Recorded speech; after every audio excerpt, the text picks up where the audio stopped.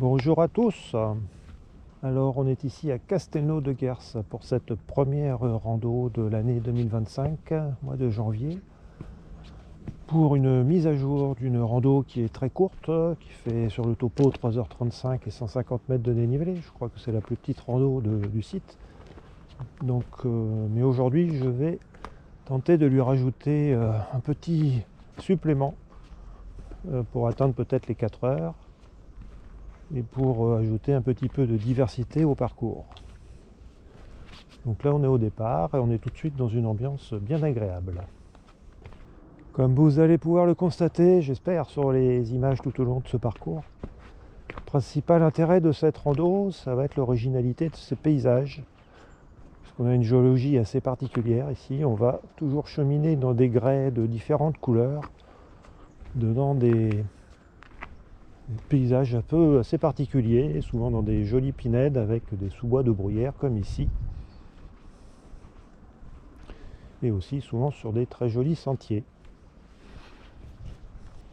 Alors on est souvent sur des sentiers qui sont essentiellement utilisés par les VTT, parce que c'est un peu comme à la Gardiole, le PR officiel sur lequel marchent les randonneurs, il utilise essentiellement des pistes et des routes, et il passe à côté de beaucoup de jolies choses, comme ici par exemple, il n'y passe pas, ce qui est bien dommage.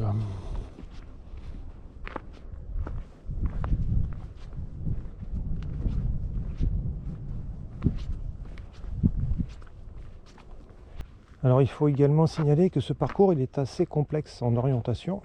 Il faut dire que moi je suis venu ici un paquet de fois afin de tester un petit peu tout ce qui existe et à la fin de vous fournir une mixture qui tienne à peu près la route. Mais du coup le parcours est un peu complexe à suivre et pour le coup il vaut mieux avoir avec soi une trace de GPX.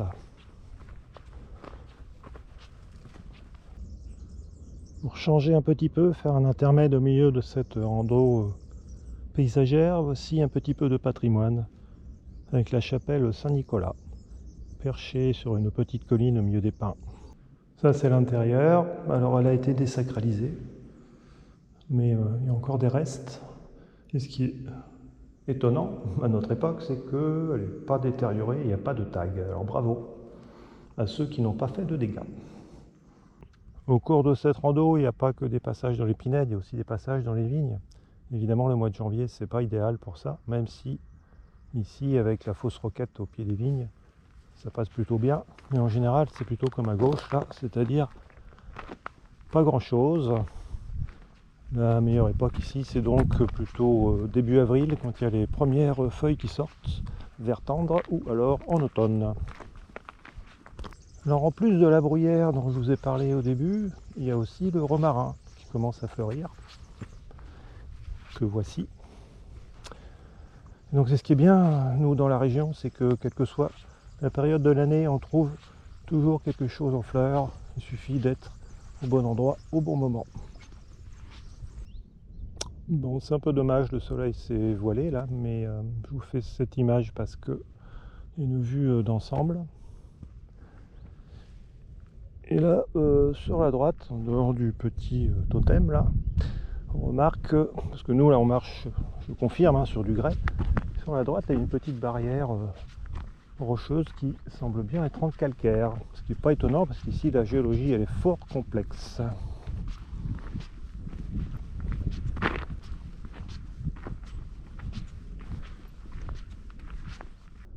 Alors ça c'est pas un skatepark, hein. C'est naturel, mais c'est peut-être pour ça qu'il y a autant de VTT qui viennent se balader par ici, en tout cas beaucoup plus que de randonneurs à pied, parce que là encore une fois on n'est pas sur le balisage. Ce paysage il fait un peu penser à celui des marches de géants de la rando précédente, celle du Lamalou. C'est plus petit, mais c'est encore plus joli avec la pinède. Alors là, ce qu'on remarque, c'est que le grès coloré, il a été modelé par l'érosion, que du coup, ça fait un champ de bosse, comme ça, tout à fait surprenant. Tout à l'heure, on aura la même chose, mais en plus spectaculaire. Alors là, on est sur la rajoute dont je vous ai parlé ce matin. Et le but ce petit supplément, c'est d'aller voir quelques statues. Alors ça, c'est une statue qui s'appelle le viticulteur.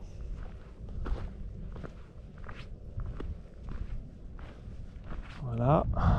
Ah non, pas de chance, c'est le Bacchus.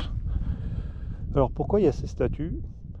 C'est un parcours qui a été créé par la cave coopérative de Montagnac pour mettre en valeur la viticulture. Et donc chaque statue représente quelque chose à propos de la viticulture.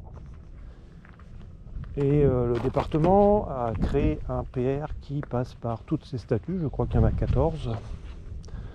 Le problème de ce PR, c'est que, comme vous le voyez, il n'emprunte quasiment que des routes et des pistes.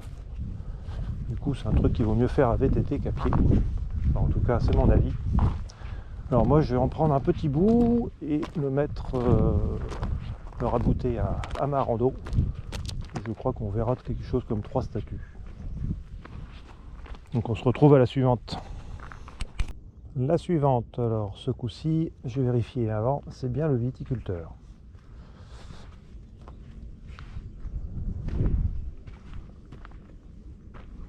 La particularité de ces statues, bon déjà, on note qu'on est dans un paysage qui est toujours exotique. Ça c'est sympa. Évidemment, au milieu des vignes. La particularité, c'est que c'est vraiment du local.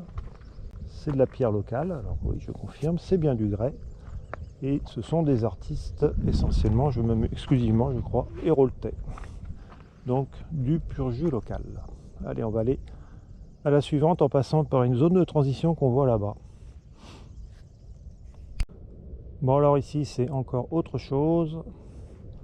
On est toujours dans ces paysages bosselés, parfois un peu lunaires, avec cette végétation basse. Et là, c'est toujours du grès, mais cette fois-ci, c'est du grès très gris, presque blanc. On arrive à la suivante, à la 3e. Donc ça s'appelle la bouteille. Il faut se mettre bien en face pour se rendre compte que c'est une bouteille. Parce que ça pourrait faire penser à autre chose. Et on arrive à la 4e. Celle-là, elle est belle, hein. La vendangeuse. Et on arrive à l'endroit qui a fait connaître ce secteur. Ça s'appelle l'étendoir des Fées. Site géologique très particulier. D'ailleurs, toutes les randos presque qui passent par là s'appellent comme ça, sauf la mienne bien sûr, parce que je n'aime pas faire comme les autres. Et on va aller à un belvédère qui va nous permettre d'observer l'ensemble du site et d'avoir quelques explications. Les explications et un panoramique avec le soleil qui est en train de revenir, ça tombe bien. Alors qu'est-ce qu'elles disent les explications? Imaginez ici, il y a 60 millions d'années, une plaine parcourue de rivières bordée de forêts luxuriantes sous un climat tropical. Les sables fins déposés par les cours d'eau se sont agglomérés en grès. L'eau, en s'infiltrant, a dissous irrégulièrement la roche. Les racines de la végétation tropicale, par émission de gaz carbonique, ont favorisé cette dissolution, etc. etc. Bon. Alors c'est plus rigolo vu d'en bas, je trouve. On peut circuler au milieu des cannelures comme ça.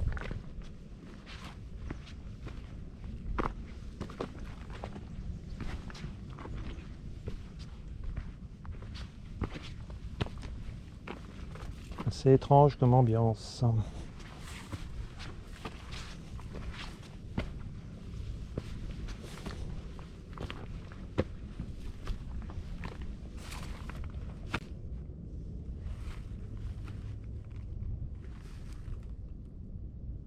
Je vous montre ces images parce que c'est un paysage différent. Là on est dans une olivette dont ils viennent d'ailleurs de faire la taille. Ça change un peu.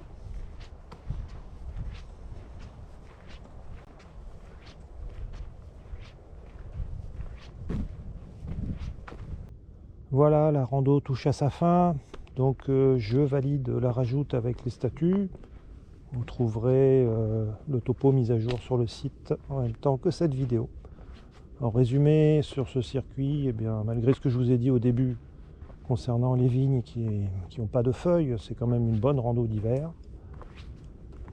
C'est une rando pas longue, pas de dénivelé, une bonne rando de proximité pour les habitants du littoral. Alors évidemment, il n'y a pas trop de points de vue, même voire pas du tout, mais en tout cas, on découvre des paysages très originaux. Voilà, allez, à la prochaine.